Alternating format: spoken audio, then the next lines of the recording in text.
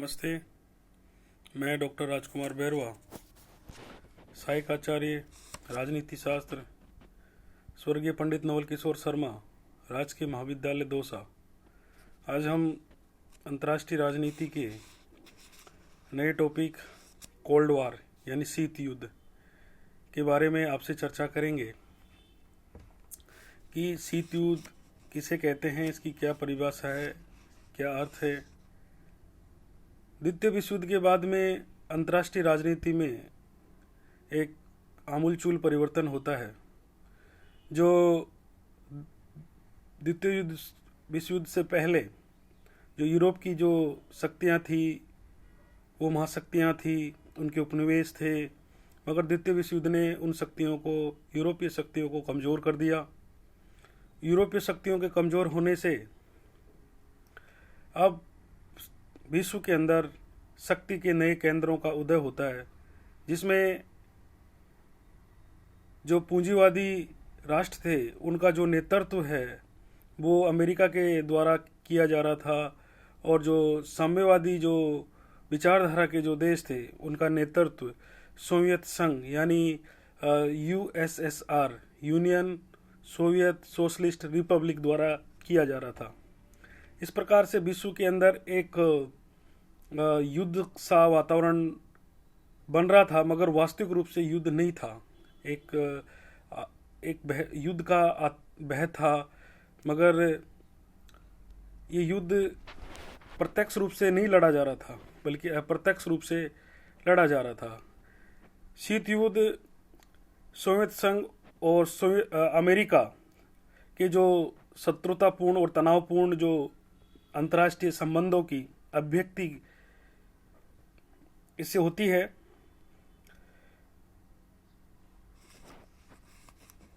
शीत युद्ध में वैचारिक घृणा, राजनीतिक अविश्वास, कूटनीतिक जोड़तोड़, सैनिक प्रतिस्पर्धा, जासूसी, मनोवैज्ञानिक युद्ध और कटुतापूर्ण संबंध देखे जा सकते हैं। शीत युद्ध युद्ध न होते हुए भी युद्ध किसी परिस्थितियों को बनाए रखने की कला है, जिसमें प्रत्येक विषय पर विश्व शांति के दृष्टिकोण से नहीं बल्कि अपने संकीर्ण स्वार्थों को ध्यान में रखकर विचार और कार्य किया जाता है। शीत युद्ध सोवियत संघ अमेरिका आपसी संबंधों की वह स्थिति है जिसमें दोनों पक्ष शांतिपूर्ण राजनयिक संबंध रखते हुए भी परस्पर शत्रुपूर्ण भाव रखते हैं तथा शस्त्र युद्ध के अतिरिक्त अन्य सभी उपायों से एक दूसरे की स्थिति और शक्ति को निरंतर दुर्बल करने का प्रयत्न करते हैं। यह एक ऐसा युद्ध है जिसका रणक्षेत्र मानव का मस्तिष्क है। ये मनुष्य के मनों में लड़ा जाने वाला युद्ध है। इसे स्नायु युद्ध, वार ऑफ नर्वस भी कहा जाता है। इसमें रण क्षेत्र का सक्रिय युद्ध तो नहीं होता, परंतु विपक्षी राज्यों के सभी राजनीतिक, आर्थिक, सामाजिक संबंधों में शत्रुता भरे तनाव की स्थिति रहती है। शीत युद्ध वस्तुतः युद्ध के नरसंहारक दुष्परिणामों से बचते हुए युद्ध द्वारा प्राप्त होने वाले समस्त उद्देश्यों को प्राप्त करने का एक नूतन शस्त्र है। युद्ध एक प्रकार का वाक युद्ध है, जिसे कागज के गोलों, पत्र पत्रिकाओं, रेडियो तथा प्रचार के साधनों से लड़ा जाता है। इसमें प्रचार द्वारा विरोधी गुटों के देशों की जनता के विचारों को प्रभावित करके उसके मनोबल को छीन या कम किया जाता है, खरीदने का प्रयत्न किया जाता है तथा अपनी श्रेष्ठता, शक्ति और न्यायप्रियता का तार्किक दावा किया जाता है। तो वस्तुतः शीत युद्ध एक प्रचारात्मक युद्ध है, जिसमें एक महाशक्ति दूसरे के खिलाफ घृणित प्रचार का सहारा लेती है। ये एक इस प्रकार का कूटनीतिक युद्ध भी है जिसमें शत्रु को अकेला करने और मित्रों की खोज करने की चतुराई का भी प्रयत्न किया जाता है। पूर्व प्रधानमंत्री जवाहरलाल नेहरू के अनुसार शीत युद्ध पुरातन शक्ति संतुलन की अवधारणा का नया रूप है। ये दो विचारधाराओं का संघर्ष न होकर दो भीमाकार शक्तियों का आपसी संघर्ष है। D.F. फ्लेमिंग ने अपनी पुस्तक the cold war and it's origins 1950 में लिखा है कि शीत युग एक ऐसा युद्ध है जो युद्ध क्षेत्र में नहीं बल्कि मनुष्य के मस्तिष्क में लड़ा जाता है तथा इसके द्वारा उनके विचारों पर नियंत्रण स्थापित किया जाता है। जॉन फॉस्टर डलेस के शब्दों में, शीत युद्ध नैतिक दृष्टि से धर्म युद्ध था, अच्छाइयों के लिए बुराइयों के विरुद्ध, सत्य के लिए गलतियों के विरुद्ध और धर्म प्राण लोगों के लिए नास्तिकों के विरुद्ध संघर्ष था। लुई हाले ने अपनी पुस्तक the cold war as history 1967 में लिखा है कि शीत युद्ध परमाणु युग में एक ऐसी तनावपूर्ण स्थिति है जो शस्त्र युद्ध से एकदम भिन्न किंतु उसके अधिक भयानक युद्ध है। एक ऐसा युद्ध है जिसने अंतर्राष्ट्रीय समस्याओं का समाधान करने के स्थान पर उसे उलझा दिया। विश्व के सभी देशों और सभी देश और समस्याएं, चाहे वह वियतनाम हो, चाहे कश्मीर हो या कोरिया हो अथवा अरब इजराइल संघर्ष हो, सभी युद्ध शीत युद्ध में मोहरों की तरह प्रयुक्त किए जाते रहे हैं। वस्तुतः हम कह सकते हैं कि शीत युद्ध वास्तविक युद्ध नहीं है, अपितु युद्ध का सा वातावरण है, युद्ध का सा माहौल है। युद्ध का क्षेत्र विश्वव्यापी और विश्व के सभी क्षेत्र, यूरोप हो, अफ्रीका हो, एशिया हो, लैटिन अमेरिका हो, किसी न किसी रूप में इससे प्रभावित रहे हैं। संयुक्त राष्ट्र संघ दोनों देशों के शीत युद्ध का एक अखाड़ा बन गया। पंडित नेहरू के शब्दों में, शीत युद्ध का वातावरण निलंबित मृत्युदंड के वातावरण के समय समान तनावपूर्ण होता है। संक्षिप्त में हम कह सकते हैं कि शीत युद्ध के प्रमुख लक्षण है। क्या क्या लक्षण है शीत युद्ध के? तो सबसे पहला लक्षण है कि शीत युद्ध दो सिद्धांतों का नहीं अपितु दो भीमाकार शक्तियों यानी सोवियत संघ और अमेरिका का संघर्ष है। दूसरा, शीत युद्ध में प्रचार का महत्व है, ये वाक युद्ध है। तीसरा, शीत युद्ध में दोनों महाशक्तियां व्यापक प्रचार, गुप्तचरी, सैनिक हस्तक्षेप, सैनिक संधियां तथा प्रादेशिक संगठनों की स्थापना करके अपनी स्थिति को सुदृढ़ करने में लगी रहती है। चौथा, दोनों शिविरों के मध्य तनावपूर्ण संबंधों की स्थिति को शीत युद्ध कहा जाता है। पांचवा, इस गर्म युद्ध यानी हॉट वार से भी अधिक भयानक है, यह है। छठा, इसे मस्तिष्क में युद्ध के विचारों को प्रश्रय देने वाला युद्ध भी कहा जाता है। अब शीत युद्ध की जो सैद्धांतिक जो मान्यताएं हैं वो क्या क्या है, यानी कोल्ड वॉर थ्योरेटिकल एजम्पशंस। तो सैद्धांतिक मान्यता क्या है, तो इसके अंदर हम देखेंगे कि इसके लिए शीत युद्ध के लिए कौन उत्तरदायित्व है। तो जो अंतर्राष्ट्रीय राजनीति के जो बहुत बड़े विद्वान हंस जे मार्गेंथो ने शीत युद्ध के बीच अंतर्राष्ट्रीय राजनीति शक्ति संघर्ष की राजनीति है, शक्ति संघर्ष अंतर्राष्ट्रीय राजनीति का आधारभूत लक्षण है में देखते हैं। कौन देखते हैं? हंस जे मार्गेंथो और लुई हालवे शीत युद्ध की उपज द्वितीय विश्व युद्ध जन्य वातावरण में देखते हैं जिसमें दोनों महाशक्तियां उलझी सी रही है। आमतौर से जो शीत युद्ध की उत्पत्ति के संबंध में दो विचारधाराएं प्रचलित है जिन्हें पारंपरिक और परिवर्तनवादी विचारधारा कहकर पुकारा जाता है।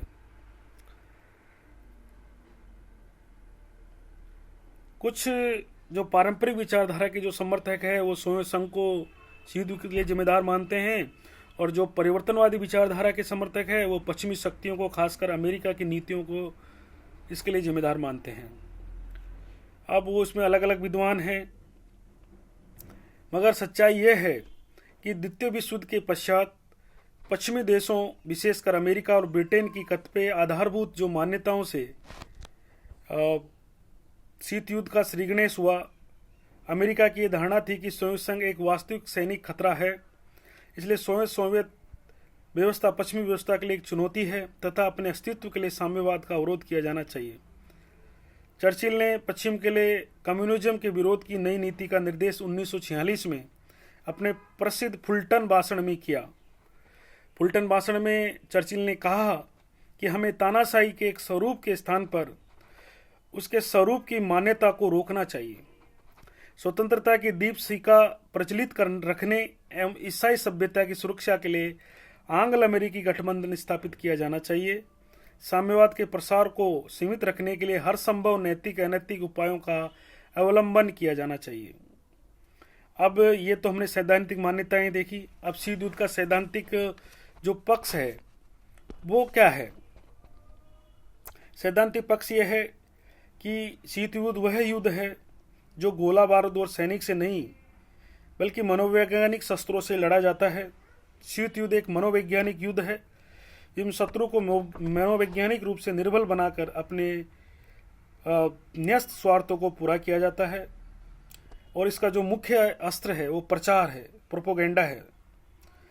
प्रचार द्वारा शत्रु राष्ट्र के नागरिकों के मस्तिष्क और भावनाओं को प्रभावित करना, उनके नैतिक मनोबल को क्षीण करना शीत युद्ध का प्रधान लक्ष्य है। इस प्रकार बिना वास्तविक युद्ध के, बिना सेना का प्रयोग किया शीत युद्ध की उद्देश्यों को पूर्ति करता है। अब शीत युद्ध की जो प्रकृति है वो कैसी थी?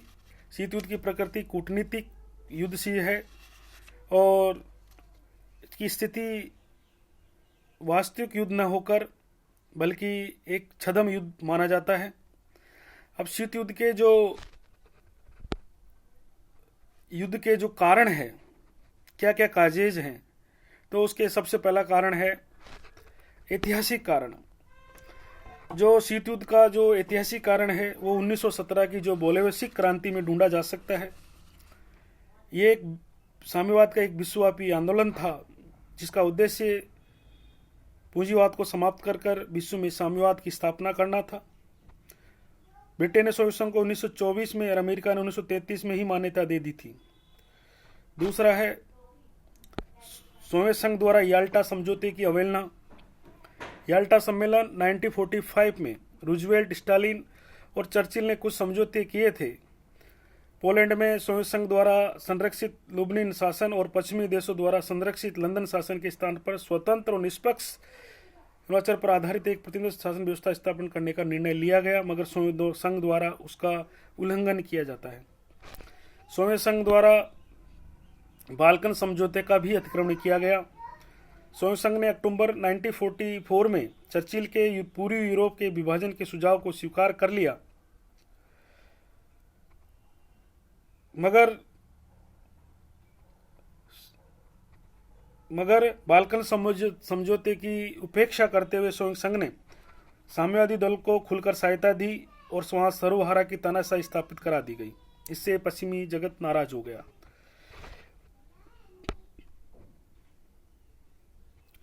इसके अलावा पश्चिम की जो सोवियत संघ की नीति थी और प्रचार अभियान, पश्चिम ने सोवियत संघ के पश्चिम के जो देश थे उन्होंने सोवियत संघ के विरोध और दुष्प्रचार की नीति अपनाई और उससे जैसे उसके अंदर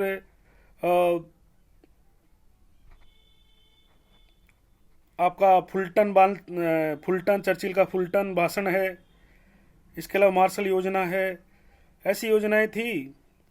चर्चिल के फुलटन भाषण के शब्द में कहा गया है कि ब्रिटेन के युद्धकालीन नेता के फुलटन भाषण ने शीत युद्ध का वास्तविक में प्रारंभ ही नहीं किया, तो वो प्रथम बुलंद घोषणा भी थी। इसके अलावा सोवियत संघ द्वारा अमेरिकी विरोधी प्रचार अभियान किया गया, बर्लिन की नाकेबंदी की गई और सोवियत संघ की जो लैंड लीज सहायता है वो बंद कर दी गई। एक वैचारिक संघर्ष उत्पन्न हुआ, हित संघर्ष हुआ। इन सभी कारणों से, इसके अलावा टर्की पर सोवियत संघ का दबाव बना, यूनान में सोवियत संघ का हस्तक्षेप हुआ, ईरान से सोवियत सेना का न हटाया जाना, ये सभी कारण थे। या सोवियत संघ का वीटो का बार बार प्रयोग किया जाना, ये सभी ऐसे कारण थे जिनकी वजह से शीत युद्ध को बढ़ावा मिला। अंत में अंडल टाइबिन ने शीत युद्ध को एक वैचारिक संघर्ष मानते हुए विश्व राजनीति की ध्रुवीय व्याख्या की है। शीत युद्ध एक वैचारिक संघर्ष है जिसमें दो विरोधी जीवन पद्धतियां यानी उदारवादी लोकतंत्र तथा सर्वाधिकारवादी साम्यवाद सुरक्षितता के लिए संघर्ष है। धन्यवाद।